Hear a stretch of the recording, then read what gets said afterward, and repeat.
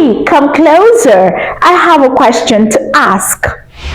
Why do you sound angry when you say your greetings? Did you know that in greetings we have two people, the first person and the second person? Now, the first person asks a question while the second person answers. That brings me to our topic today. Let's learn how to greet. The first person is the initiator and the second person the receiver. The first person sounds like he or she is asking a question. Why? He is not sure if you are having a good morning or a good day. So he or she is always sounding like he's asking a question when he or she says his or her greetings.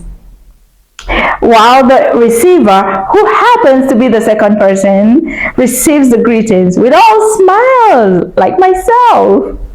Alright, let's practice. The initiator says, "Good morning, sir." The receiver says, "Good morning, madam." "Good morning, uncle." "Good morning, aunt." "Good morning, dad." "Good morning, baby." "Good morning, mom." "Good morning, child." I hope you learned.